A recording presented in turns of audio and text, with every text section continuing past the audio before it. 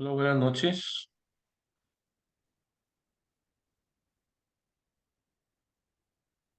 Hola, profe. Me alegra verte en tu madrugada. Tenemos más invitados de madrugada, así que bueno. Sí. Bien, comenzamos de una vez con este tema.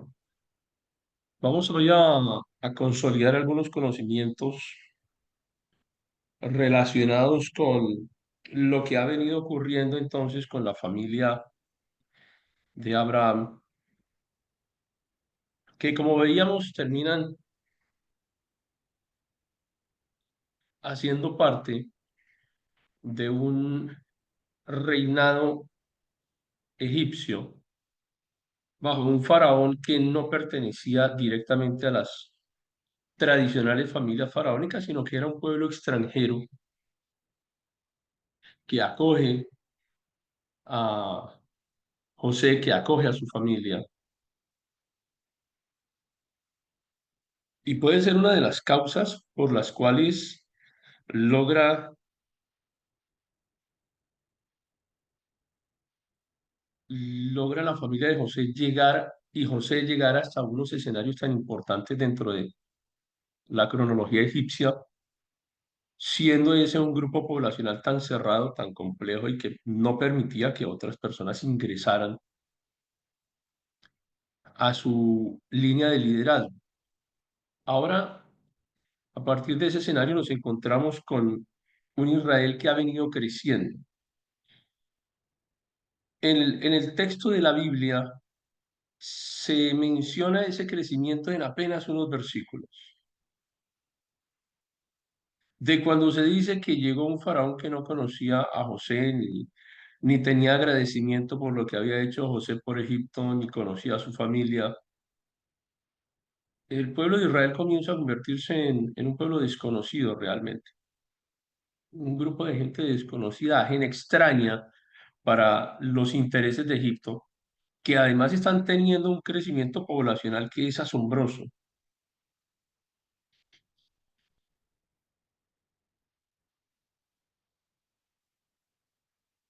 Cuando nosotros hacemos una comparación de cuántas personas inician el éxodo lideradas por Moisés, pues el número realmente es impresionante, es tan impresionante que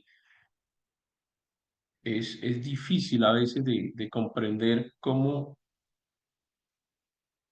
lograban,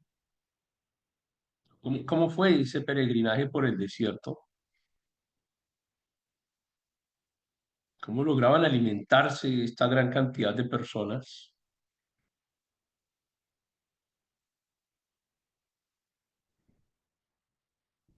cuáles eran esas costumbres que habían adquirido en Egipto y que comienzan a reproducir durante el desierto. Y aquí tenemos que pensar también en lo que ocurre con este pueblo que lleva una mentalidad de esclavo. La mentalidad de esclavo es difícil de quitar. Cuando una persona ha estado sometida a ciertas condiciones en su vida, condiciones sociales, intelectuales, familiares, durante mucho tiempo, crea factores de normalidad. ¿Qué es normal? Lo que me parece normal y lo que es bueno o lo que es correcto. Y a pesar de que tenga evidencia de que eso no debería ser así porque lo que creemos que es correcto realmente no lo es, a pesar de que las personas tengan esa evidencia, la mentalidad de esclavo persiste. No es fácil deshacerse de la mentalidad de esclavo. Y eso es parte también de la historia del cristianismo, de cómo muchos cristianos hoy en día no logran deshacerse de la mentalidad de esclavitud del pecado o del pecado como tal, y cómo no logran deshacerse de muchas de las costumbres que mantenían, que mantuvieron durante el transcurso de su vida en, de su vida precristiana. Este ejercicio que ven en el fondo de su pantalla nos muestra la distancia que hay en el lugar aproximado en que se pudo haber cruzado el mar y llegar hasta Jericó, una distancia aproximada.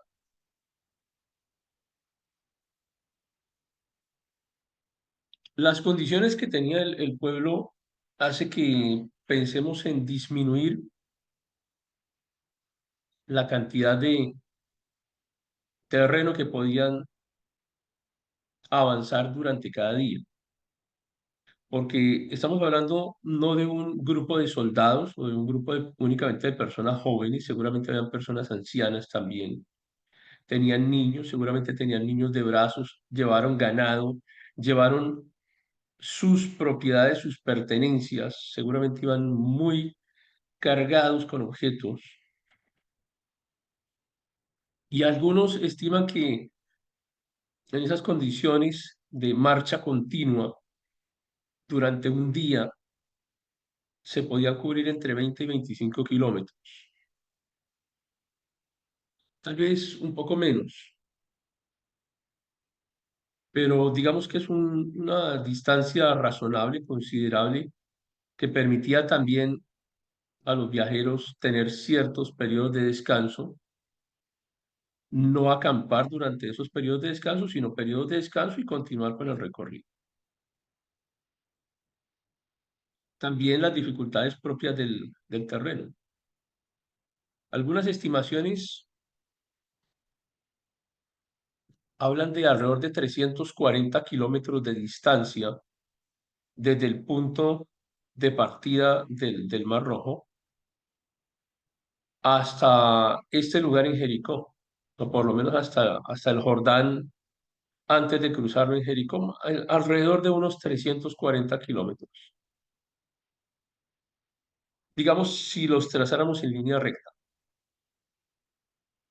lo que nos dice que en aproximadamente un mes debería haberse cumplido ese recorrido. Podemos ser muy flexibles en este caso, ¿cierto? Decir, bueno, vamos a duplicar la cantidad de tiempo recorrido porque íbamos a la mitad del periodo normal de marcha, entre 10 aproximadamente unos 10 kilómetros diarios, por la cantidad de carga que llevaban y las complicaciones del terreno. Es bastante flexible esa velocidad, bastante razonable. Y nos llevaría a pensar que en alrededor de 2 meses deberían haber cumplido ese recorrido. Pero es que no fueron 2 meses, fueron 40 años. No fueron 2 meses, fue toda una vida. Y cuando hablamos de toda una vida es casi textual, porque ninguno de los que salió de Egipto cruzó el Jordán, ni siquiera Moisés. Es decir, emplearon toda una vida en un recorrido de 2 meses, 40 años, y murieron en el desierto. Y hablábamos acerca de la mentalidad del esclavo, porque no fue la generación de la familia de José que llegó a José cuando eran libres, sino que poco a poco se fueron convirtiendo en sirvientes y en esclavos de Egipto, en sirvientes y en esclavos del faraón, en sirvientes y en esclavos de un sistema político que para ellos hacía parte de la normalidad, del diario vivir. Les parecía que eso era lo normal y lo correcto. Y a veces nos convertimos en enemigos de las personas que nos quieren abrir los ojos, que nos quieren enseñar lo que hacemos mal, nos convertimos en enemigos de las personas que nos quieren mostrar una verdad que nosotros desconocemos,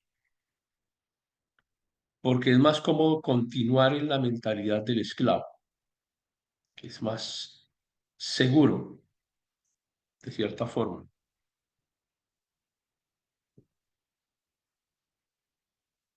En esta época existía una vía que se llamaba así, la vía Maris, la vía del mar, la vía de la costa, como le quieran decir, una ruta por la costa.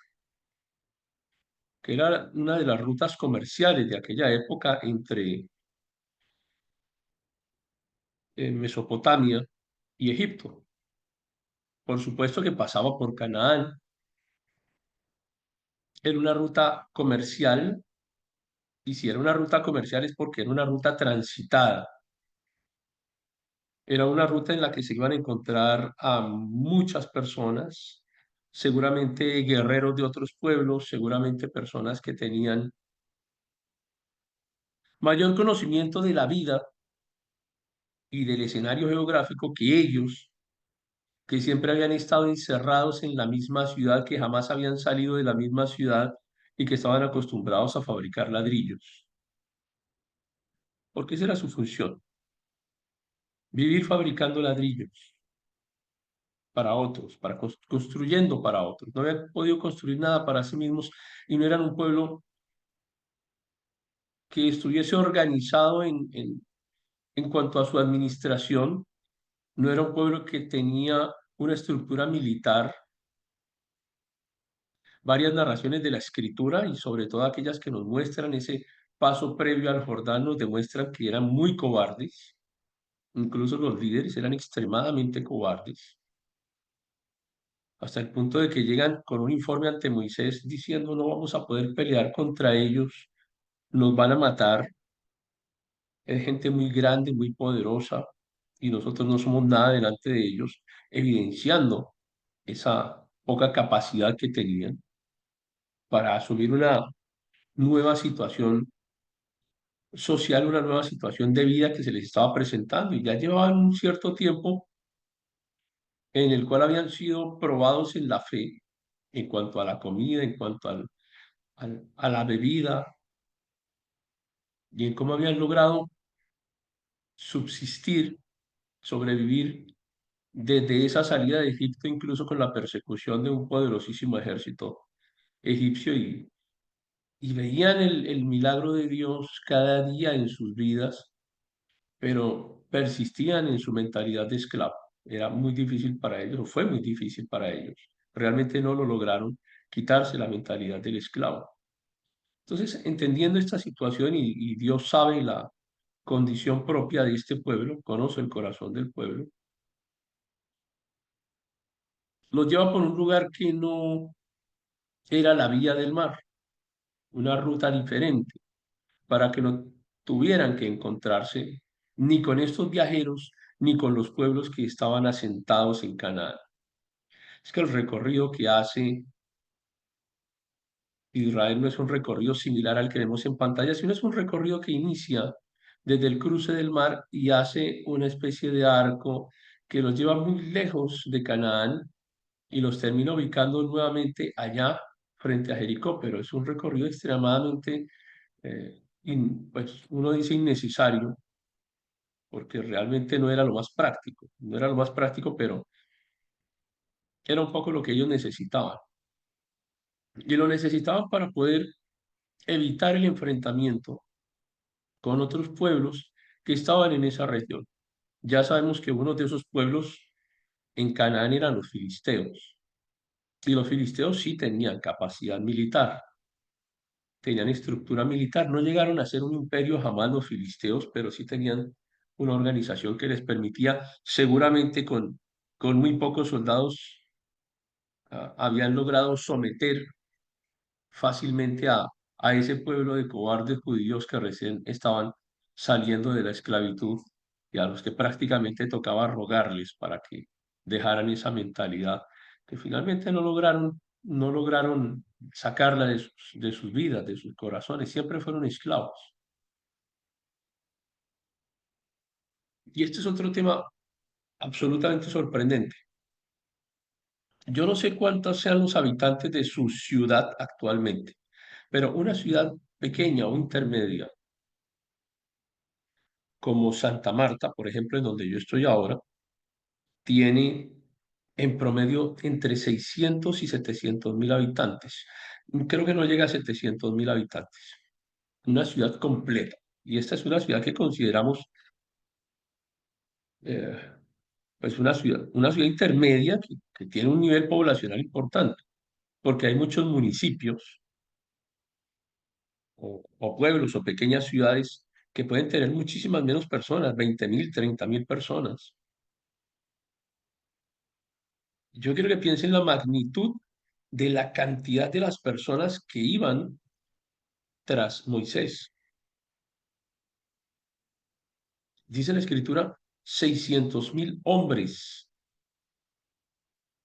Es decir, la sola cantidad de hombres que viajaban con Moisés era más grande o casi igual que esta ciudad en donde estoy yo actualmente, completa la ciudad, toda su población. Mover toda la población de esta ciudad. De pronto usted la compara con ciudades medianas o ciudades intermedias de su país. Realmente asombroso. Es una cantidad realmente asombrosa y eso también explica un poco por qué durante algunos pasajes de la escritura se dice que los egipcios tenían temor por la cantidad de personas que ya hacían parte del pueblo de Israel. Eran muchos. Probablemente si hubiesen tenido algo de valor, se hubieran podido enfrentar a los egipcios y los hubieran derrotado fácilmente. Eran demasiados. Si contamos mujeres, si contamos niños, estamos hablando de una población entre 1.800.000 personas y 2 millones de personas. Y eso es un tamaño importante, un tamaño poblacional importante, es muy grande. Si hablamos de 2 millones de personas, estamos hablando de una ciudad, ya una ciudad grande. Es realmente muy grande la cantidad de personas que comenzaron esa travesía.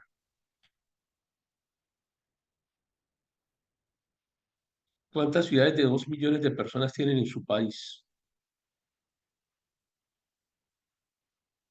Y no son muchas, realmente. Y no estamos hablando solo de Latinoamérica, sino en general en todo el mundo. Ciudades de 2 millones de personas no son tan abundantes. 2 millones de personas atravesando el desierto. Cuando uno se pone a pensar en esta cantidad de gente, siendo incapaces de enfrentarse a los egipcios, siendo incapaces de enfrentarse a los filisteos, siendo incapaces de enfrentarse con caravanas de comerciantes o caravanas militares que seguramente encontrarían en el camino, pues uno encuentra que realmente tenían una incapacidad mental asombrosa, porque eran muchos, pero eran muchos incapaces. Dependían completamente de otros y tenían, insisto, la mentalidad de esclavo. Eran casi 2 millones de personas con mentalidad de esclavo.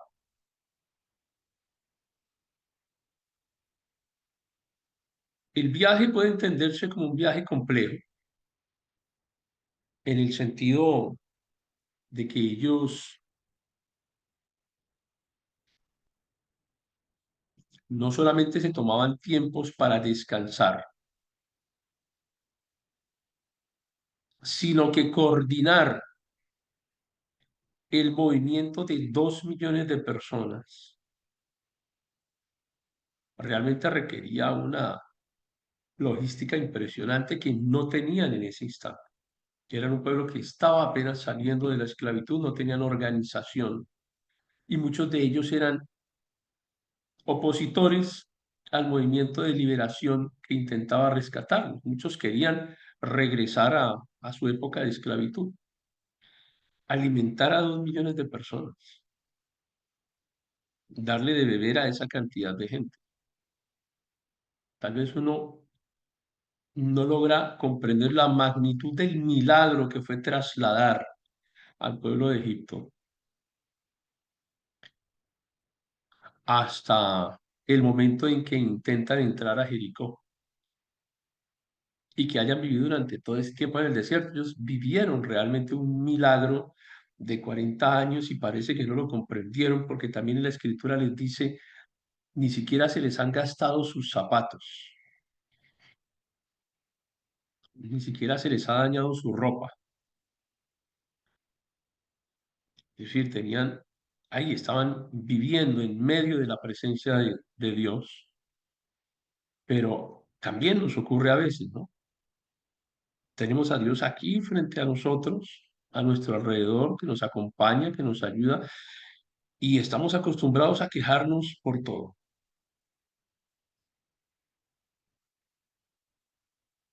Y nos sentimos en algunos casos débiles, decepcionados, abandonados, con mentalidad de esclavos, y hace que todo el proceso sea lento, que el crecimiento, esta gente nunca llegó a conquistar realmente nada. Los que salieron de Egipto no fueron conquistadores. Uno no puede decir que el pueblo de Israel fue un pueblo de conquistadores. No, los hijos de ellos fueron conquistadores, pero ellos fueron cobardes. Ellos no conquistaron nada, no ganaron nada, no hicieron nada en su vida más que quejarse. Y eran numerosos, eran un pueblo poderoso a la vista de los demás, pero ellos no se entendían a sí mismos como alguien poderoso, se veían a sí mismos como incapaces y cobardes.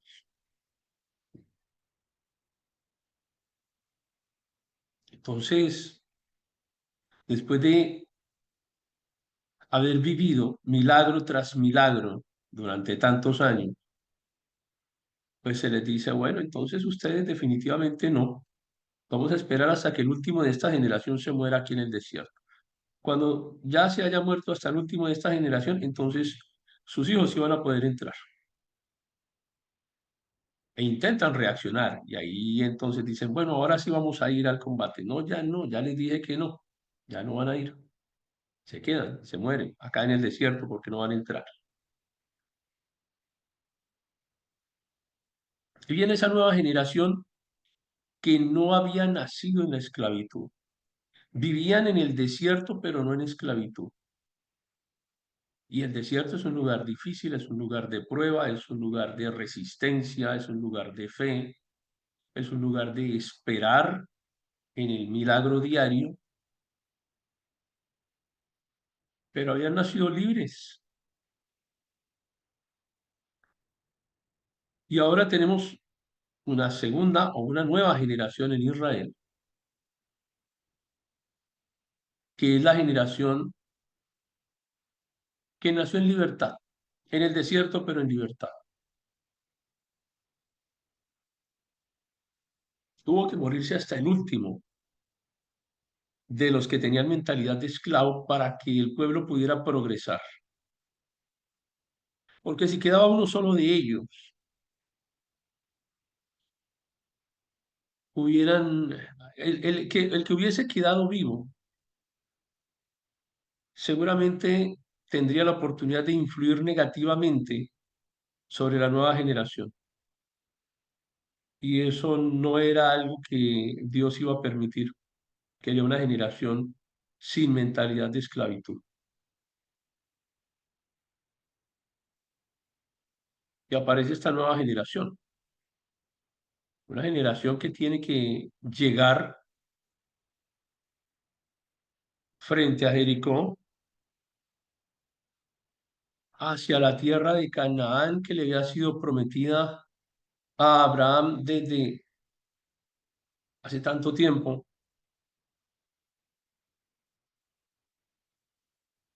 en donde habían unas ciudades importantes que para ellos eran muy extrañas. Era como cuando alguien siempre ha vivido en una zona rural y de pronto llega por primera vez en su vida a una gran ciudad. Si ustedes han vivido siempre en una ciudad, pues seguramente no les sorprende llegar a otra ciudad también que tenga más o menos las mismas características, pero estas personas habían vivido siempre en el desierto.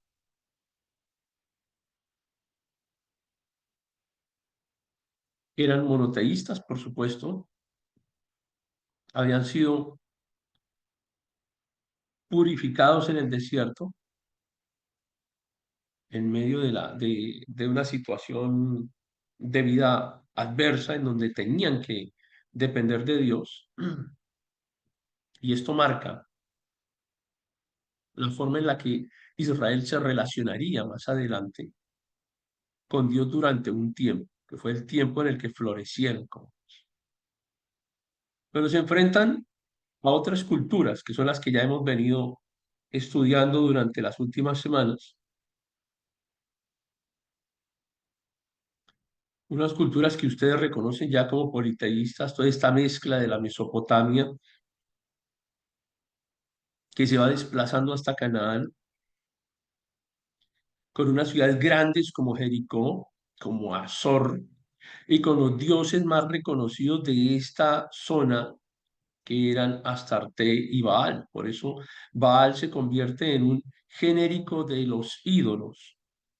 Aunque Baal es un nombre propio, luego en la escritura se habla de los Baales, refiriéndose a los ídolos o a los dioses que estos pueblos tenían, y más adelante se recriminaría también a Israel porque comenzó a adorar a los Baales cananeos, es decir, a todo el panteón de los cananeos.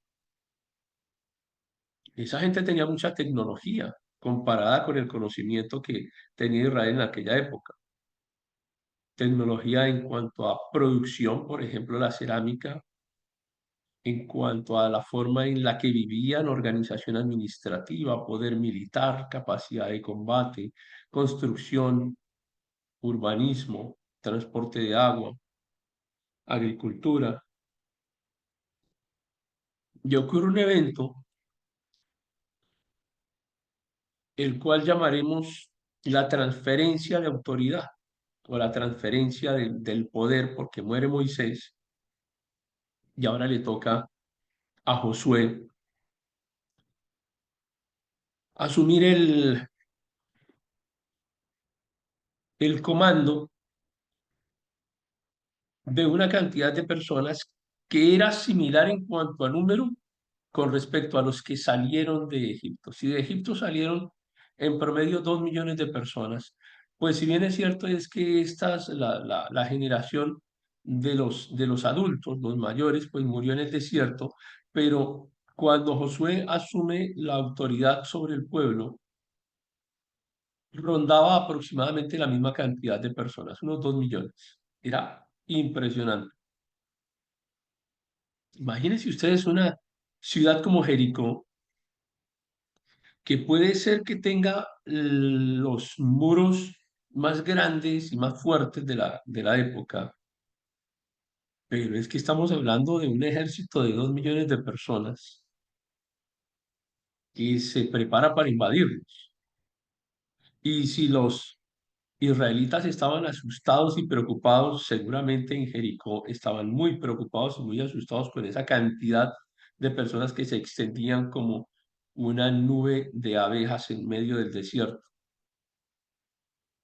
Y tiene que ocurrir algo extraordinario, algo asombroso que permita que Josué asuma ese liderazgo y que la gente, ese número tan grande de personas, esté dispuesta a seguir a Josué. Y es cuando algunos que no habían visto, pero que habían escuchado de sus familias que el mar se había abierto para que el pueblo cruzara y que para estas nuevas generaciones eran parte de la historia y probablemente algunos de ellos siendo pequeños vieron el evento, pues nuevas generaciones no tenían ese conocimiento tan, seguramente no lo recordaban o no lo habían vivido, muchas de estas nuevas personas que ahora estaban bajo el liderazgo de Josué, y ocurre este evento extraordinario mediante el cual el río se abre también, haciendo una similitud entre lo que ocurrió con Moisés y lo que ahora está ocurriendo con Josué. Y es algo absolutamente asombroso que llena de confianza al pueblo y que le transfiere ese poder desde Moisés hacia Josué. Y le llamamos a este evento o lo reconocemos como un acto fundacional, el acto fundacional en donde en ese instante nuevamente reciben esa especie de bautismo en medio del agua y donde comienzan a seguir el liderazgo de un poderoso Josué, y ahora son ellos no quienes escuchan la narrativa de cómo el pueblo había cruzado, el mar, sino que ahora están viviéndolo en carne propia, están atravesando el río que se acaba de secar y esto lo están viendo los habitantes también de Jericó.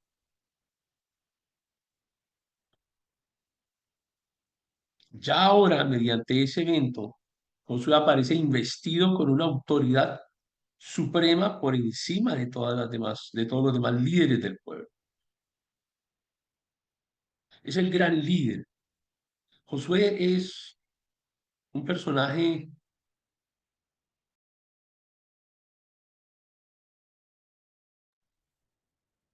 absolutamente asombroso,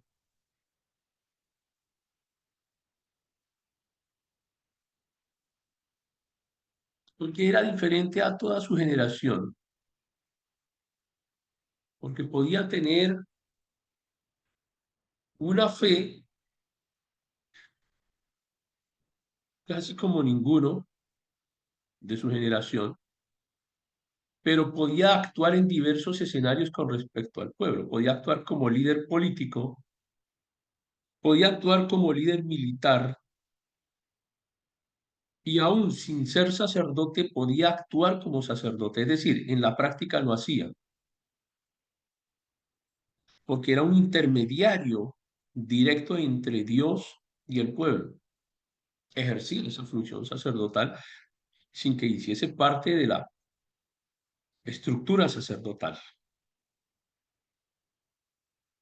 Y también encontramos algo interesante dentro de la historia, porque así como es interesante que en Egipto, el Egipto que recibió a José, haya sido un Egipto liderado por los Hicsos, que no eran descendientes directos de los faraones, y que por ser extranjeros asumimos que seguramente no tuvieron problema en recibir a los extranjeros como José y su familia y hacerlos parte, integrarlos a su cultura. Ocurre otra cosa bien interesante aquí en esta época en la que Josué lidera el, el paso de Israel hacia la conquista de Canaán. Y es que nos ubicamos aquí en la etapa del bronce, pero en la etapa del bronce final, en la edad de bronce, al final de la edad de bronce, en medio de una crisis que afectaba prácticamente todo el Mediterráneo, que afectaba también a la Mesopotamia, una crisis que afectó también a Egipto. Todos estos pueblos que eran poderosos y de los cuales se han venido levantando los diferentes imperios que hemos venido analizando en las últimas clases, esos imperios estaban debilitados, todos estaban debilitados. Los hitistas estaban eh, prácticamente derrotados. En Egipto, el poder del faraón estaba disminuido.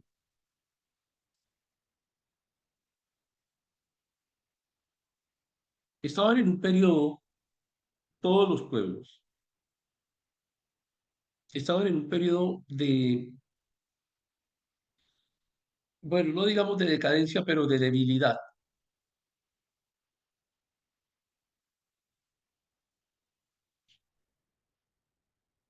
El imperio babilónico había caído. No veo un liderazgo fuerte a nivel regional.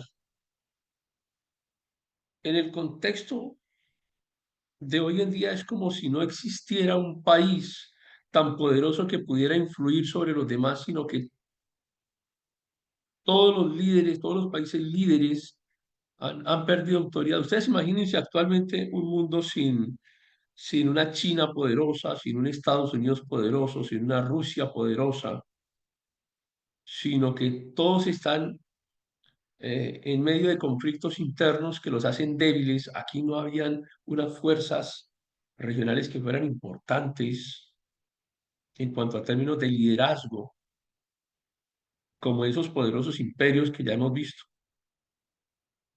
Ese es el momento histórico en el que llega Josué a Canaán. Sí existían ciudades-estado, por supuesto, pero no de nivel imperial como las que ya habíamos visto anteriormente. Además que en la zona de Canaán, en la región de Canaán, no se desarrollaron imperios como tal, sino más bien en, en la zona mesopotámica. Allá se desarrollaron los imperios alrededor de los ríos importantes y de las rutas comerciales importantes.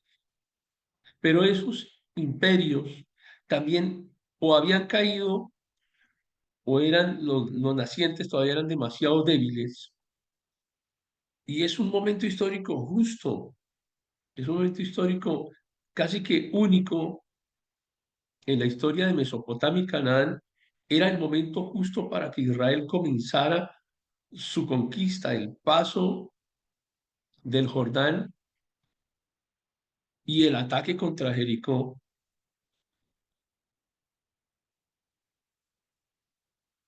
Probablemente era el momento histórico más adecuado para lograr una conquista sin que Jericó hubiese tenido refuerzos por parte de un imperio poderoso o de otras ciudades-estado, porque cada uno andaba en medio de sus propios problemas. No habían grupos poblacionales excepcionalmente fuertes, como habían estado eh, excepcionalmente fuertes en otros momentos de la historia de Canaán o de la historia mesopotámica. Así que no es que fueran extremadamente débiles, pero eran grupos poblacionales o ciudades que comparativamente con otros momentos de la historia eran más débiles y susceptibles de conquista por parte de un pueblo sin experiencia militar, sin experiencia en combate, sin experiencia administrativa, sin organización formal como una ciudad-estado, o como un reino, porque Israel no era un reino en términos geopolíticos tradicionales.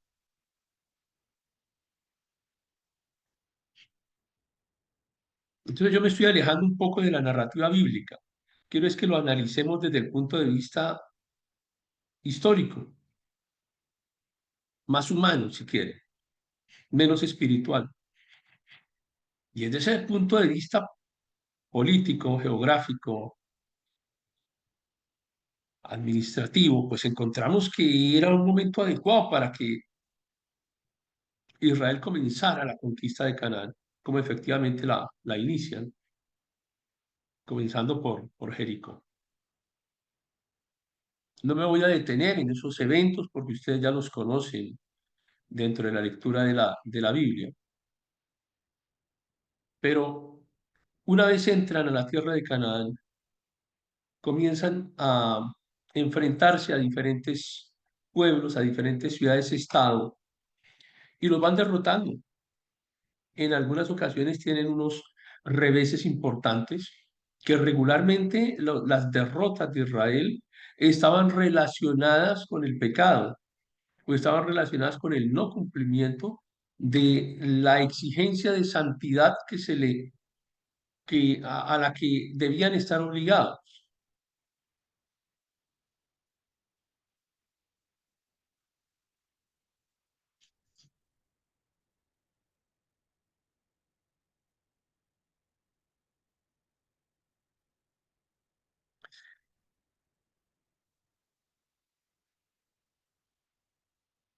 No puede uno, esto es bien, bien interesante, porque no puede uno dejar de percibir en la historia bíblica cómo lograban someter a los demás pueblos cuando estaban muy ajustados a, a los estándares de espiritualidad y de moralidad que se les pedía,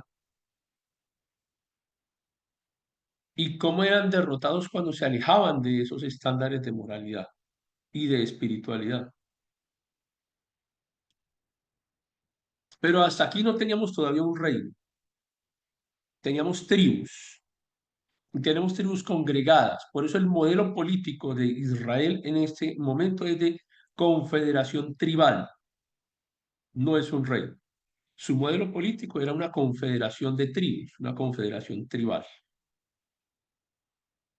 A veces se expandían un poco, a veces tenían que recogerse porque eran atacados por los pueblos vecinos, luego comenzaron a ejercer periodos de liberación, luego periodos de sometimiento, entramos a la época de los jueces y aparecen algunos de los más importantes que ustedes reconocen ya en los textos bíblicos hasta que aparece uno de ellos, Samuel, actuando en su doble función de juez y de profeta, que unge a Saúl como primer rey y se inicia por primera vez el reino de Israel. Por solicitud del pueblo, quien decidió convocar a elecciones. Y habían dos candidatos. Y un candidato era Saúl y el otro candidato era Dios. Y Dios perdió las elecciones por una mayoría aplastante. Y las elecciones las ganó Saúl, porque es el pueblo quien decidió que ya no iban a depender de Dios, sino que tendrían rey. Así que no nos asombremos cuando los partidos cristianos o los representantes cristianos pierden elecciones. A veces nos asombramos. ¿Cómo es posible que la iglesia no vote a los candidatos cristianos, sino que voten por gente no cristiana? Bueno, pues Dios también se presentó a elecciones con esta gente y perdió. El pueblo decidió su destino. Pero Saúl, pues también rechazó a Dios, decidió tomar algunas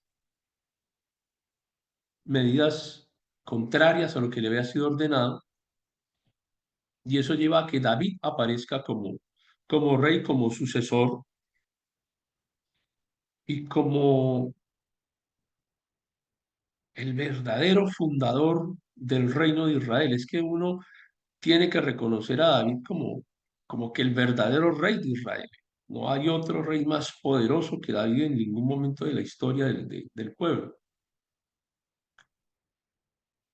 Un líder militar importante. David era también un gran administrador, le fue muy bien en economía, pero también ejercía una función sacerdotal.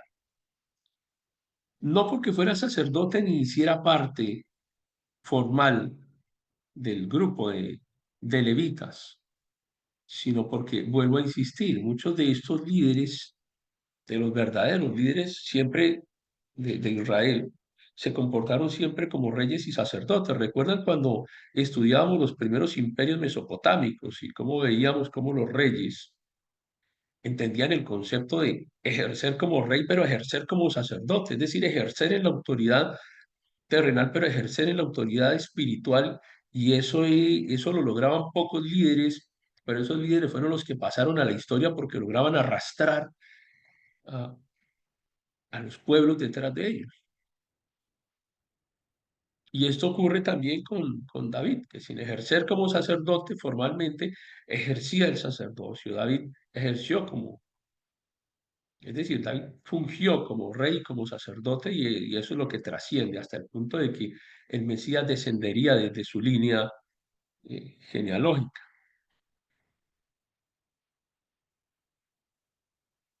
Es a David a quien le preocupa el arca de la alianza.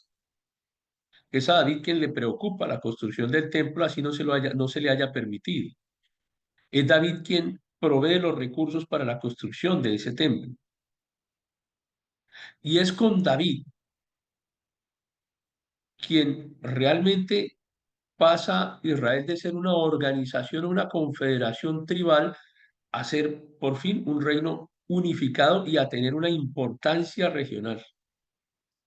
Aquí sí estamos hablando de una gran organización político-administrativa que era capaz de hacer frente a los grandes imperios que dominaban en la región. Pero esto no duraría durante mucho tiempo, porque sabemos que viene La división, muere David, muere Salomón, y Salomón hizo un gobierno tan malo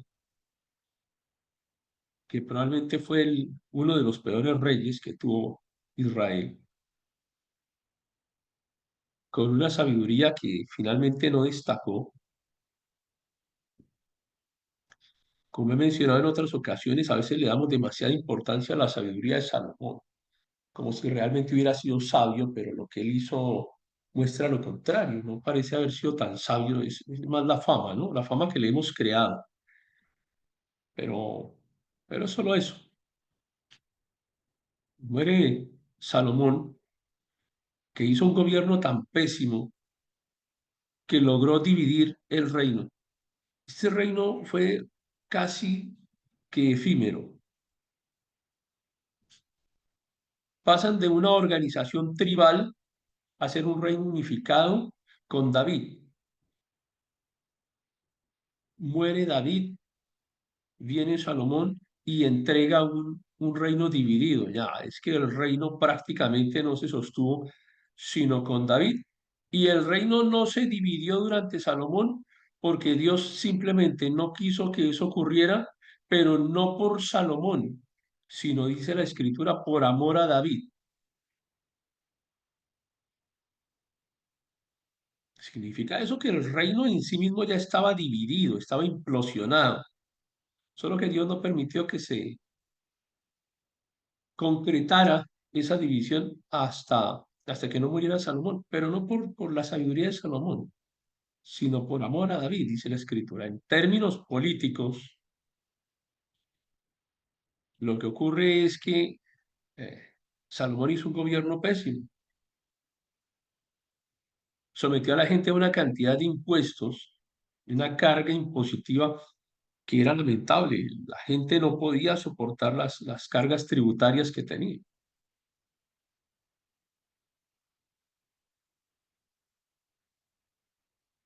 Es muy curioso porque los imperios o los reinos imponen cargas tributarias, o era la costumbre, como lo hemos visto hasta ahora, era la costumbre que impusieran cargas tributarias pesadas sobre otros pueblos, no sobre su propio pueblo. El primer imperio babilónico que veíamos en la semana anterior, veíamos cómo ellos imponían pesadas cargas tributarias sobre los demás, pero no sobre su propia gente.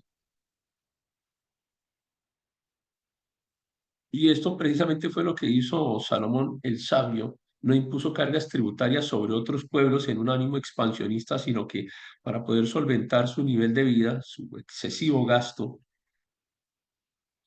impuso cargas tributarias sobre su propio pueblo, lo que lleva a que el reino se divida. Israel y Judá, ¿cierto? Al norte Israel y al sur Judá. La forma en la que la gente fue exigida para trabajar, trabajos forzados, cargas tributarias elevadas. Y llega el hijo de Salomón, pues que tampoco era muy sabio, ¿no? Pues si el sabio Salomón no había sido sabio, ¿qué podíamos esperar del hijo, que tenía un ejemplo de cómo comportarse? Y le dicen, vea, aliviele las cargas tributarias a la gente y todos van a quedarse aquí con usted. Y él dice, no, yo no leo, si mi papá fue agresivo, yo voy a ser el doble de agresivo.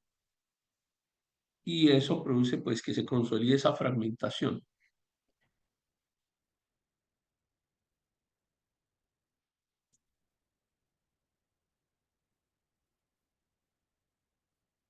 Y ahora comienza el surgimiento de uno de los imperios más poderosos en, en la historia de Mesopotamia, con algunos personajes que aparecen registrados en la escritura.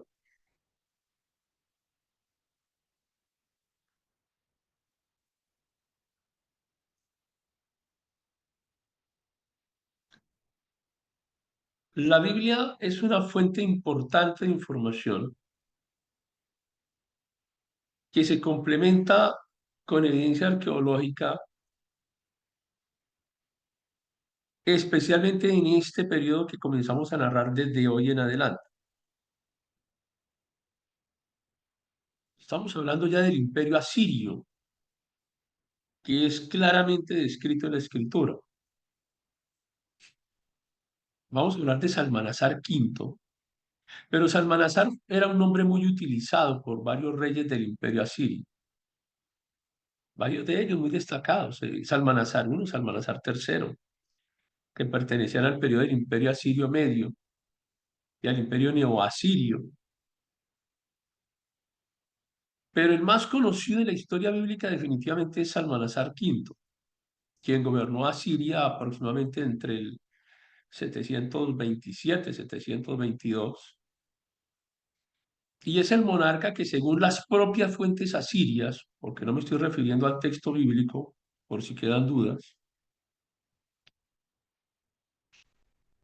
es el monarca que, según la arqueología y la evidencia siria y según el relato bíblico, allá en el segundo libro de Reyes, inicia el sitio y la conquista de Samaria. Samaria, recuerden que en este instante era la capital del reino de Israel, allá arriba, Samaria, capital de Israel. Al sur tenemos a Judá con su capital en Jerusalén. Este proceso del sitio, de la conquista de Samaria, lo inicia Salmanasar V, pero es culminado por Sargón II, Sargón II, y se produce el exilio, porque este también fue un modelo administrativo y fue un modelo militar del imperio neoasirio, que consistía en trasladar a la población y en reemplazar a la población. Entonces, alguien quiere dominar su ciudad en este momento y tienen una capacidad tan impresionante que es capaz de llevarse a más de la mitad de su población, de la población de su ciudad, y reubicarla en otras partes. Y como la ciudad va quedando vacía, entonces traen gente de otro país y la instalan en esa ciudad. Eso fue lo que ocurrió. Es uno de los desplazamientos humanos más grandes en la historia de la humanidad. Los desplazamientos humanos que produce el imperio neoasirio se convirtieron en un modelo, en una táctica militar, reemplazar a la población y tomar a los líderes más importantes, sacarlos también de ahí, de su ciudad, de sus escenarios naturales y reinsertarlos en otras ciudades e integrarlos en su propia cultura. Es decir, había una apropiación cultural de las familias, de los líderes más importantes. De esa manera se borra esa capacidad de liderazgo natural que tienen los líderes por descendencia familiar, porque fueron borrando esa descendencia familiar y es lo que conocemos entonces en este instante como las 10 tribus perdidas de Israel, cuando terminan desplazando a esta gran cantidad a esta gran cantidad de gente. Luego vienen otros momentos, por ejemplo, lo que ocurre con Salmanasar III, que fue también rey del imperio neoasirio, un gobernante sobre el 860 al 825 antes de Cristo. Estamos muy cerca ya del momento en que nace Jesús. Hemos avanzado bastante. Es un reinado que estuvo marcado por estas campañas militares expansivas muy fuertes que consolidó el dominio asirio sobre territorios muy grandes del cercano oriente.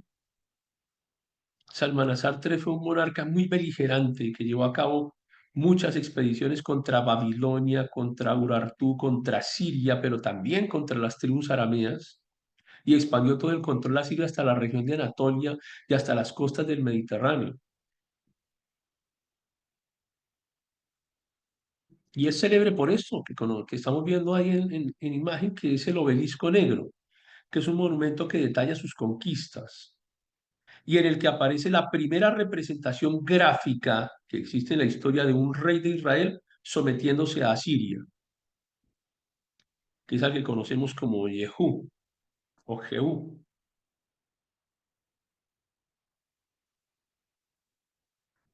Entonces, este Salmanasar deja un legado de consolidación territorial que, como siempre, todos los imperios comienzan su destrucción internamente.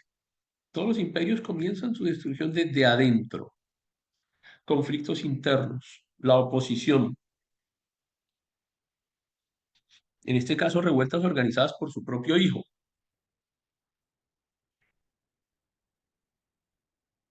Eso debilita la estabilidad del reino, pero si nos encontramos con un imperio neoasirio muy poderoso, de lo más poderoso que hemos visto en toda la historia de Mesopotamia, porque fíjense hasta dónde están llegando sus alcances que están tocando toda esta región de Canadá.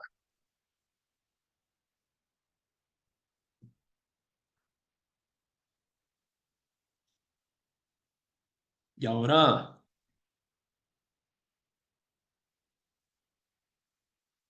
vamos a hablar un poquito de estos dos reyes, Tiglat-Pileser, el tercero y Asurbanipal. Asurbanipal, uno de los monarcas, uno de los reyes más importantes de ese imperio neoasirio, alrededor del 669 al 630, 631 antes de Cristo, en un reinado que marcó el apogeo del imperio, tanto en términos territoriales como en términos de su desarrollo cultural, administrativo, porque es que él sí heredó un imperio gigantesco que se extendía desde Egipto hasta Elam y desde Anatolia hasta lo que hoy conocemos como el Golfo Pérsico. O sea, muy grande, el imperio más grande que hemos visto hasta ahora en la región. Fue un personaje muy hábil en la diplomacia, en la guerra, pero fue muy hábil también en cuanto a adquisición de conocimientos, cultura.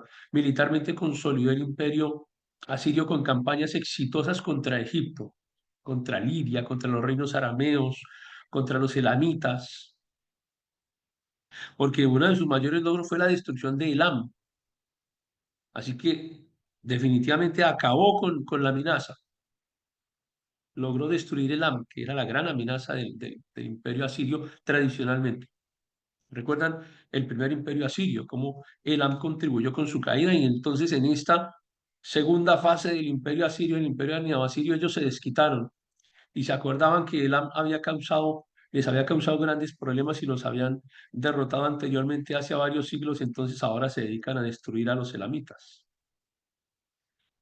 Pero también se acuerdan de los babilonios.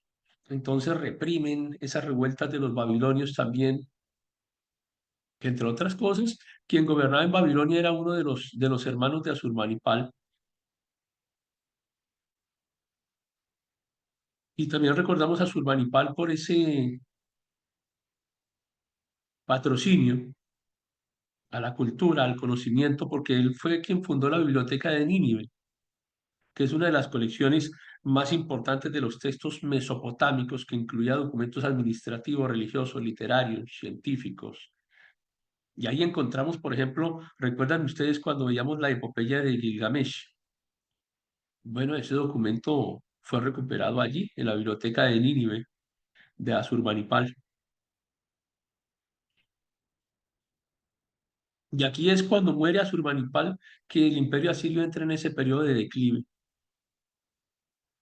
Y menos de 2 décadas después de que muere Asurbanipal, era tan fuerte, estos liderazgos fuertes son importantes, pero cuando no están los líderes, también el declive de estos pueblos es muy acelerado. No habían pasado 20 años después de que murió Asurbanipal, cuando la capital de ellos, Nínive, fue destruida por esa coalición de los medos y de los babilonios, lo que nos llevará al nuevo imperio babilónico que veremos en la próxima clase. Y así se marca la destrucción de Asiria como potencia dominante en este cercano oriente, pero como una de las más grandes de aquella época. Aquí les dejo algunos de los textos que aparecen en la Biblia relacionados con Tiglat-Pileser, con Salmanasar, algunos textos bíblicos.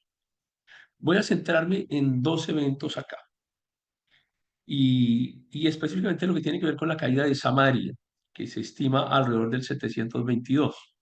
Entonces, recuerdan ustedes que dijimos que una de las estrategias del imperio asirio era reubicar a las personas, trasladar a las personas. Se llevaban una cantidad de personas de una ciudad a otra o de un lugar a otro y luego volvían a traer personas nuevas. Luego esas 10 tribus de Israel consideramos como tribus perdidas. No tenemos en este instante cómo definir exactamente dónde están ubicadas ellas. Probablemente muchos descendientes de ellos fueron llevados a otras culturas, fueron asimilados por esas otras culturas, y de esa manera es que decimos que fueron borrados como una entidad autónoma.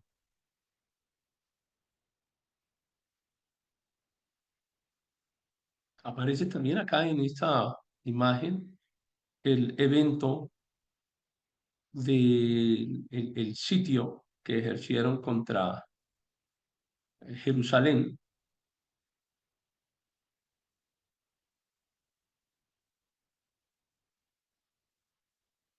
Cuando uno lee la evidencia de los asirios, lo que ellos dicen es, o sea, ellos lo interpretan en su historia como que ellos sí ganaron esta batalla. O sea, si bien es cierto que no reconocen que entraron a Jerusalén, interpretan que ganaron porque los mantuvieron allí adentro aislados, porque los encerraron, los mantuvieron encerrados. Y desde ese punto es que ellos dicen pues que realmente obtuvieron eh, la victoria en esta batalla que la Biblia la narra como una derrota en contra del imperio asirio.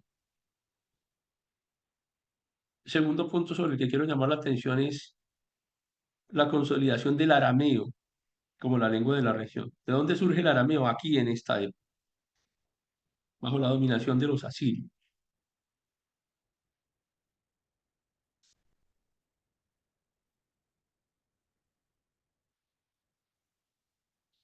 El hebreo de quienes quedaron allá al sur, que recuerden las 10 tribus, pues fueron desplazadas, pero el hebreo que utilizaban las tribus que quedaron al sur comenzó a recibir influencia aramea.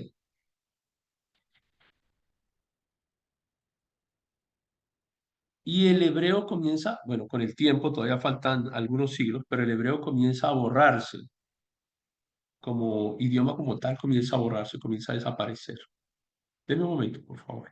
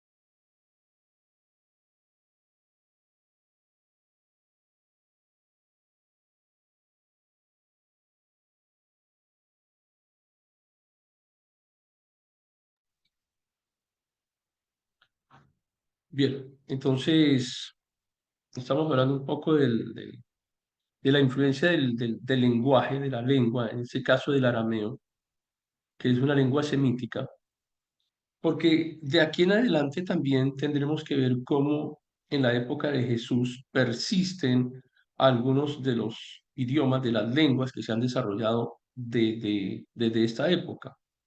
Entonces, el arameo es una lengua semítica, originada aquí en este cercano oriente que pertenece a las familias de lenguas afroasiáticas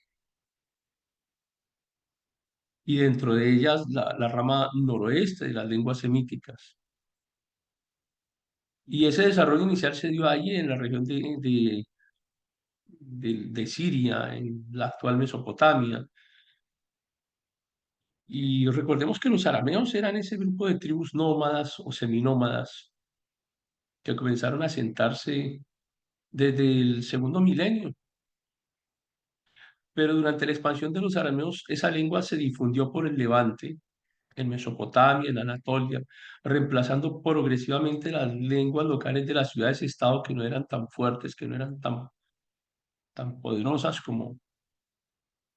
Lo que pasa es que aquí hubo persistencia con este lenguaje, no es que de pronto el sido el origen del arameo esté ligado hacia un grupo poblacional que ha sido excesivamente fuerte en su inicio, pero sí persistió en el tiempo.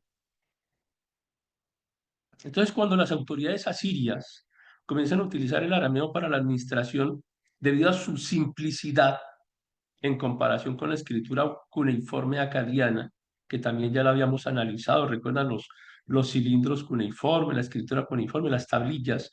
Aquí nos encontramos, por eso les dejo aquí en el fondo de la pantalla los trazos, porque son trazos muy simples, muy fáciles en comparación con lo que ustedes encontraban allá cuando analizamos la escritura cuneiforme acadiana y posteriormente con el imperio neobabilónico y sobre todo más adelante cuando vemos el imperio persa aqueménida, que ya estamos hablando del siglo sexto a cuarto antes de Cristo, pues se consolida el arameo como una lengua principal, como lengua administrativa y como la lengua diplomática del mundo antiguo, ¿cierto? Es como el inglés de hoy en día, de esa manera se consolidó. Y luego veremos cómo llega Alejandro Magno, cómo llegan los griegos. Y ahí es cuando el arameo pierde parte de su influencia en favor del griego koiné. Pero el arameo sobrevive durante mucho tiempo en diversas formas dialectales.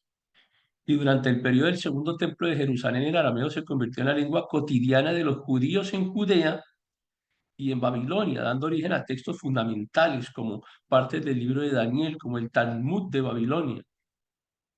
Y a lo largo de la antigüedad tardía y de la Edad Media, el arameo evolucionó en distintas variantes, como el siriaco en el ámbito cristiano oriental, como el mandaico entre los mandeos, y a pesar de ese declive que posteriormente sufriría frente al árabe en la expansión islámica, ya estamos hablando en el siglo séptimo después de Cristo, por supuesto que ha pasado muchísimo tiempo, pero aún existen comunidades que lo hablan, eh, particularmente entre algunos sectores asirios, bueno, de lo que diríamos que son como descendientes de los asirios o descendientes de los caldeos, si se quiere, y algunos grupos judíos. Y el arameo entonces tuvo un impacto lingüístico importante no solo en la administración, sino también en la religión y en lo cultural, ¿no? Influyendo en ese hebreo rabínico y en el desarrollo de las tradiciones de las escrituras y en el cristianismo y en el islam. Entonces sí, el arameo ejerció una influencia notable sobre el hebreo, tanto en el desarrollo lingüístico como en el ámbito cultural y religioso. Y es una evidencia que, digamos, una influencia más bien que se hizo especialmente evidente durante el periodo del exilio babilónico, que hablaremos la próxima clase y luego en el posterior dominio persa. Es que todo lo que comienza desde hoy en adelante ya ustedes lo conocen, ya no es extraño, ya no es desconocido de pronto para quien no haya leído libros de historia, porque es que de aquí en adelante sí ya conocen esa historia porque la han leído en la Biblia, la hemos leído en la Biblia, entonces ya es más, nos podemos ubicar mejor. Entonces ya podemos estar hablando de, de que llega ese dominio persa y el arameo se convierte pues en la lengua franca en el cercano oriente. Y a medida que los judíos adoptaron el arameo como lengua cotidiana, se van produciendo cambios en su fonología, en la sintaxis eh, del, del léxico hebreo. Entonces mucha gente se pregunta, ¿en qué idioma hablaba Jesús finalmente? Entonces, ¿en qué hablaba Jesús? Uno de los impactos más significativos que podemos nosotros encontrar sobre la forma en la que influye el arameo sobre el hebreo, pues tiene que ver con la forma en la que esos términos gramaticales que se expresan en el hebreo surgen desde el arameo. Entonces hay préstamos del arameo que especialmente uno los puede encontrar en el hebreo rabínico, no tanto en el hebreo del pueblo, sino en el hebreo rabínico. Era un lenguaje más estilizado y más que contenía elementos del arameo. Parte del Antiguo Testamento, como dijimos, Esdras, el Targum y el Talmud de Babilonia. Es muy influyente. Y todo esto ocurre aquí, comienza a ocurrir aquí desde esta época que estamos mencionando con este imperio asirio. Pero otro elemento, y es el tercer elemento con el que quiero ya ir cerrando, es el hecho de que como las 10 tribus fueron deportadas y se perdieron en la historia, entonces llegó a ese territorio y llegó a Samaria una cantidad de personas que venían también deportadas de otros lugares, o sea, los deportan de sus ciudades y los inserta, el imperio los inserta dentro de Samaria. Y tienen ustedes una mezcla de personas que eran de origen israelita, separados de Judá,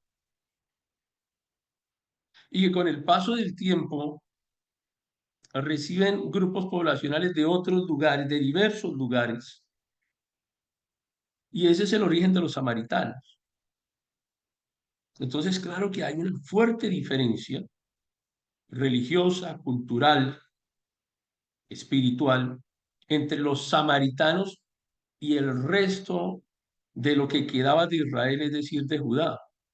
Por eso hay tanta diferencia y tanta enemistad entre los samaritanos y los judíos.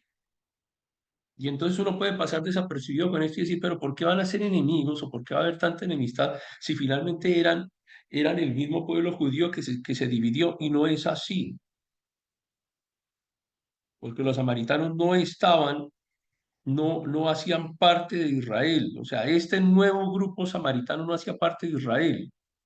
Estos samaritanos tenían un componente del viejo Israel, pero tenían muchísimos componentes foráneos, gente de muchas culturas, que así como las 10 tribus de Israel habían sido sacadas de Samaria y llevadas para cualquier lugar de-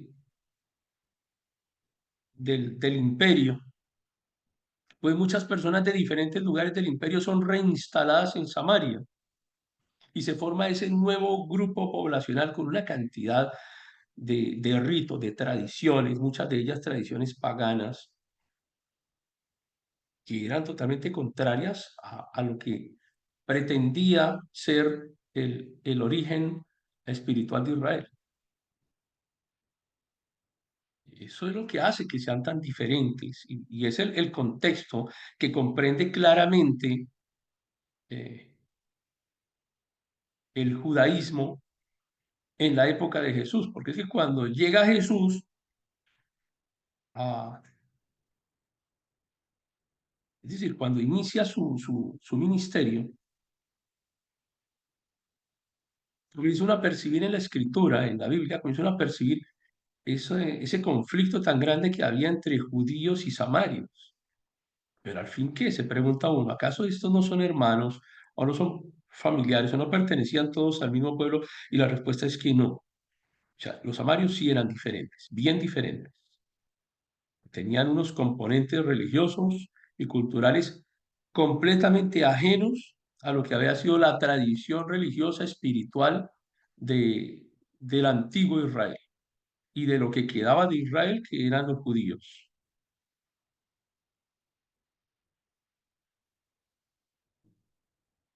Y así terminamos el imperio neoasirio y llegamos al imperio babilónico nuevo, el imperio neobabilónico o el imperio caldeo, pero vamos a ver cómo nuevamente otra vez resurge Babilonia. ¿Recuerdan la Babilonia de Hammurabi?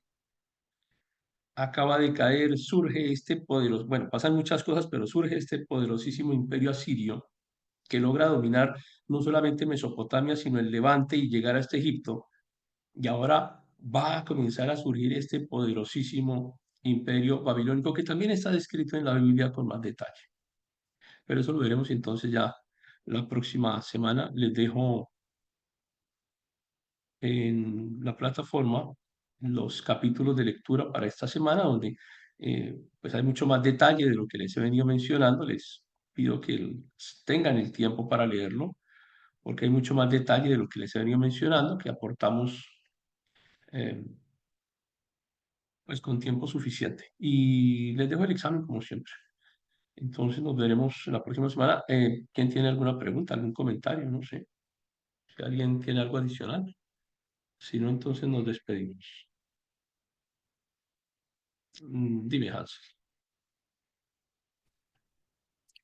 En la semana estaba escuchando por ahí un podcast de este pastor que ya falleció. Bueno, ahorita me acuerdo. Y habla acerca de una corriente teísta que le llama el enoteísmo. Entonces, primero estaba mencionando acerca de la evolución del teísmo como tal, y entonces hablando primero del politeísmo, o sea, muchos dioses o un dios para prácticamente cada cosa. Luego hay una evolución hacia el enoteísmo, que es, Sí, hay muchos dioses, pero solamente un dios digno de ser adorado. Y así es. Sí. cada ciudad tenía, como lo hemos visto a lo largo de las clases, cada ciudad tenía su dios como su dios verdadero, ¿no? O el dios máximo, aunque había otros dioses por allí. Y bueno, ya más adelante el monoteísmo como tal, de acuerdo a esta postura de un teólogo que se llamaba Max Müller. Eh, Exacto, más bien así. Me llama la atención la postura de Jehú, porque, bueno, espero yo que creo que aquí nadie sabe exactamente cómo se pronuncia, ¿verdad? Porque es difícil. Pero me llama mucho la atención esta imagen que hay acerca de él o de algún enviado de él postrándose directamente era Salmanasar III, ¿verdad? Si mal no recuerdo. Ajá. Es una imagen muy fuerte por lo que implica, de acuerdo a la postura enoteística, en donde prácticamente el soberano de una ciudad-estado o de un imperio, dependiendo del tamaño de lo que estemos hablando, pues no iba solamente en su nombre, ¿no? Sino prácticamente estaba sometiendo a su dios a la soberanía del dios, de la otra cultura.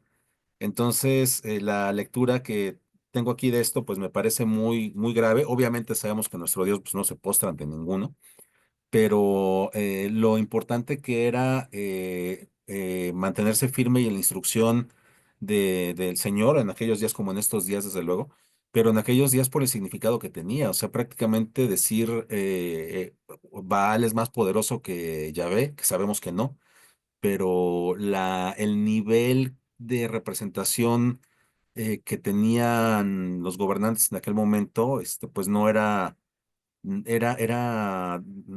demasiado grave que hicieran una situación de una postración de ese tipo, ¿no?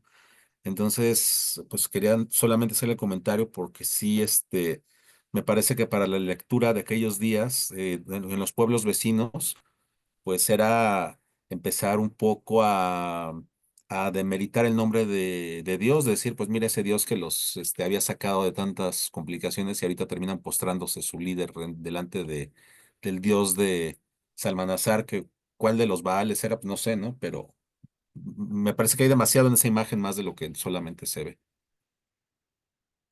Sí, es que esa sumisión de Jehú ante Salmanasar III, como tú dices, y que está representada ahí en esa imagen, que es la imagen del obelisco negro de Calá, o de Nimrud, Calá o Nimrud, que es lo mismo. Y cuando el imperio neoasirio ejercía esa presión militar y política creciente sobre la región, Jehú gobernó Israel aproximadamente entre el 841 y el 814 a.C. Y llegó al trono tras un golpe de Estado. Recuerdan que él dio un golpe de Estado, él fue un golpista. Y él derrocó y asesinó a toda la dinastía de Omri, asesinó a Joram de Israel, asesinó a Ocosías de Judá, y así es como él asciende. O sea, es el tipo de personaje que se arrodillaría sin ningún escrúpulo delante de quien fuera, que le importaba era él. Él era pues, un personaje que es capaz de asesinar a familias enteras para quedarse con el poder, pues es su personalidad. Un ascenso que deja a Israel vulnerable, porque lo deja vulnerable porque este no era un líder que realmente fuera capaz de enfrentarse o de, sí, de hacer frente a amenazas externas. Esa inscripción del obelisco negro, que además fue encontrado por allá en las ruinas de Asiria, de la capital de Asiria, sugiere lo que tú dices, un acto de sumisión diplomática para asegurar la protección de Asiria contra los arameos. Es una representación de Jehú. Algunos dicen que no era él, que era su emisario, pero la mayor evidencia dice que sí, que era él mismo, y que aparece postrado ante el monarca sirio acompañado de una procesión de mensajeros, que además si tú te fijas bien en la imagen, o ustedes se fijan bien en la imagen, lleva una cantidad de bienes que se considera que son metales preciosos, que se los lleva como tributo. No solamente se arrodilla, sino que les lleva tributo. Mm,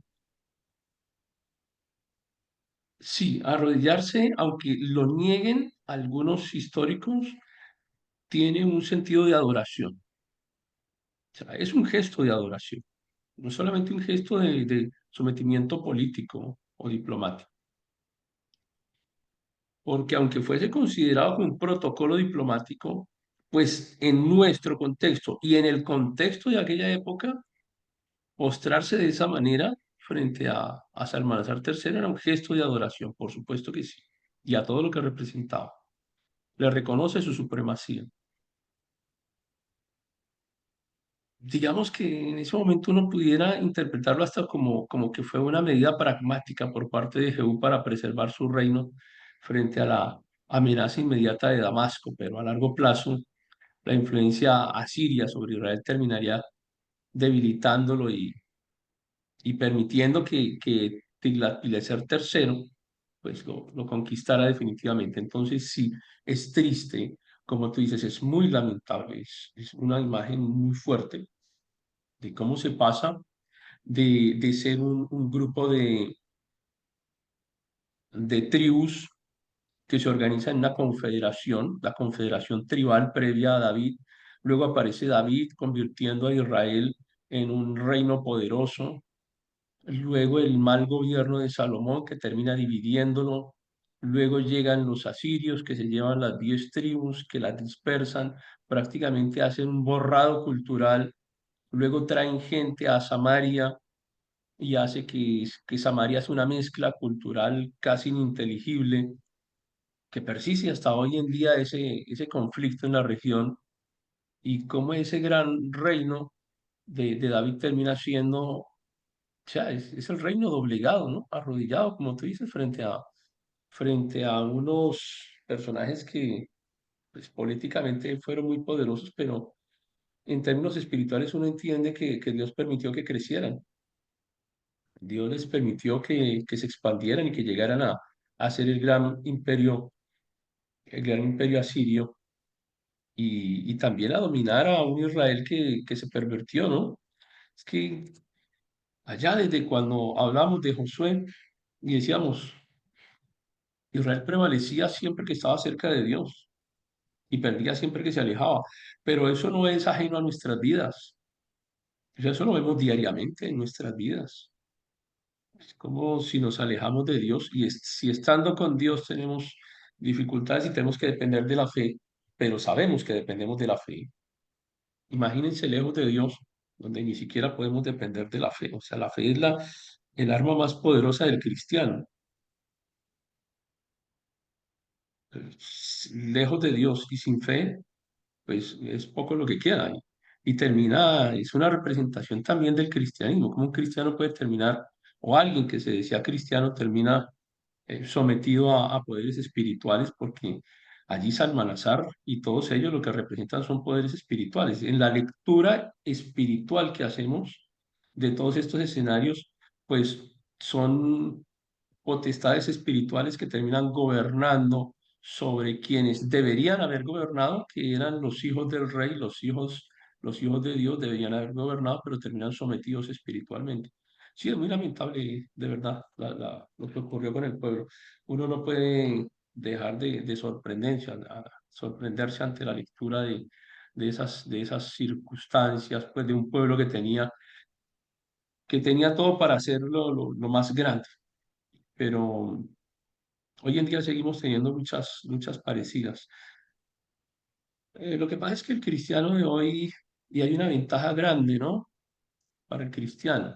Y la escritura nos dice, en aquella época posterior les voy a grabar la ley, pero se las voy a grabar en el corazón.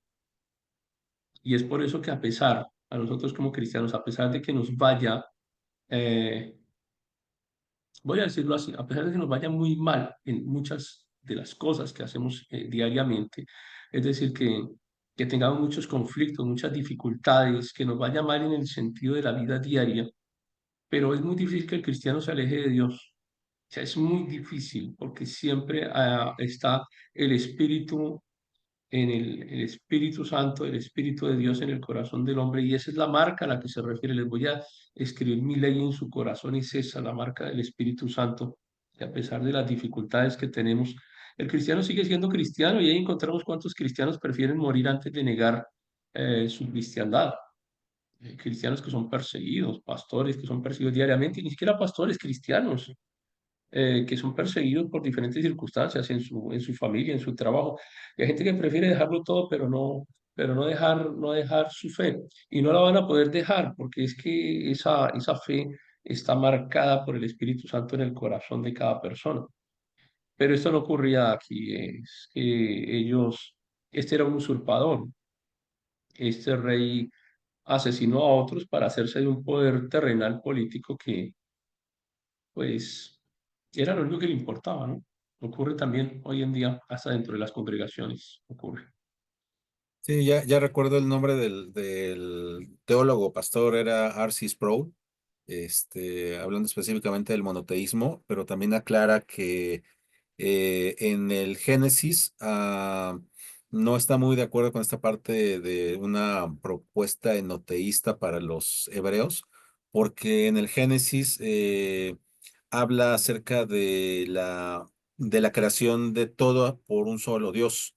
Entonces dice, no, la postura de otros dioses implica que cada dios se encargaba de un área sin necesariamente haberla creado. Y aunque la hubiera creado en otras posturas, en otras cosmovisiones, no hay un solo dios que haga absolutamente todo. Entonces dice, bueno, pues esta postura de Müller pues no se puede sostener porque no hay en otras cosmovisiones un dios que lo haga todo y que gobierne todo y además cuando los pueblos vecinos de los hebreos hablaban del Dios del cielo y de la tierra, o sea, estaba hablando en un sentido figurado, de un Dios de un Dios de todo, a diferencia de otras culturas en donde había dioses totalmente separados, ¿no? Entonces, solamente era ese comentario acerca del tema del monoteísmo y una recomendación final. Creo que ya salió bueno, aquí en México ya, supongo yo que en otras partes también, salió una serie al parecer esta semana o la semana anterior para quien tenga Amazon Prime. Se llama La Casa de David. Y está muy interesante, son de este tipo de series o miniseries tipo de Chosen, pero esto específicamente de David y cómo fue que empieza a cómo Dios lo elige, cómo se van desarrollando las cosas, pero incluyendo elementos como los que vemos acá, elementos históricos que hacen que la historia tenga más sentido. Obviamente sabemos que cuando se rellenan los espacios en blanco, pues no necesariamente fue así, pero al menos lo que he visto de la serie está muy congruente, o sea, sí tiene sentido y dices, sí, no sabemos si fue así, pero sí pudo haber sido así y sí incluye ciertos elementos políticos y de poder y de situaciones y de tensiones familiares internas por a ver quién se quedaba con el reino y estas cosas que me parece que aportan algo para tener una mejor idea histórica de todo esto. Sí, yo no pienso que Jehú finalmente haya tenido una postura enoteísta. O sea, yo sé que tú lo dijiste, pero quiero aclararlo para los demás eh, compañeros para que no vaya a quedar de pronto esa impresión. El enoteísmo es una forma de creencia religiosa que reconoce la existencia de muchos dioses, pero se le rinde culto exclusivo a uno de ellos.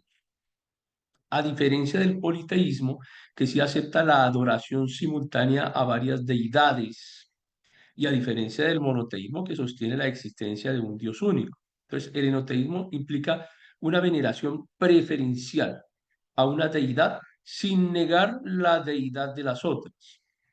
Y como bien lo explicaba el profe Hansel, el término fue acuñado por Max Müller, siglo XIX, pero Max Müller era filólogo y desde ese punto de vista es que él hace su análisis. Entonces él habla de un Dios en particular que es exaltado como supremo, pero sin afirmar que fuera el único existente. Em, y hay expresiones de enoteísmo que uno puede encontrar, por ejemplo, en el hinduismo. Ah, en ciertas regiones, digamos en la actualidad, es muy parecido a lo que se vivía en aquella época mesopotámica. Vale, pues un poco la comparación. Hay muchos dioses, pero en ciertos lugares hay uno más importante. Pero no nos vayamos tan lejos. Si quieren, vengámonos aquí y miremos la religión. Y miremos aquí el romanismo. Y el romanismo tiene una cantidad de ídolos. Y en una ciudad, entonces, hay un ídolo que es el patrono. Entonces, ahí sí es una especie de enoteísmo, porque hay muchos ídolos a los cuales se supone que no se les piden milagros, pero igual les ponen la veladora y les rezan o sea, se supone que no son, pero de, de, de boca para afuera porque realmente sí ocurre. Entonces les piden el milagrito y el enoteísmo de la religiosidad romana es tan fuerte que terminan haciendo un dios de un pedazo de fémur o de una astilla de una madera que se supone que es de la am, cruz de Cristo, o ahí encontramos el pañal sagrado, porque hay un pañal sagrado que adoran también, que se supone que fue el pañal de Jesús. Hay un ombligo, el ombligo sagrado también que lo adoran, tiene una catedral, el ombligo de Jesús, hay como 3 ombligos de Jesús. Cabezas de Juan el Bautista, hay varias cabezas de Juan el Bautista también. Te terminan haciendo un dios de cada cosa, ¿no? Pero se supone que no practican la idolatría, pues de boca para afuera. Son enoteísmos modernos, así que vale la pena la aclaración de Hansel en ese sentido. Bueno, que descansen, nos vemos, juiciosos. Buenas noches. Gracias, Buenas profesor. noches, gracias profesor. Bendiciones a todos. Amén. Bendecida noche para todos.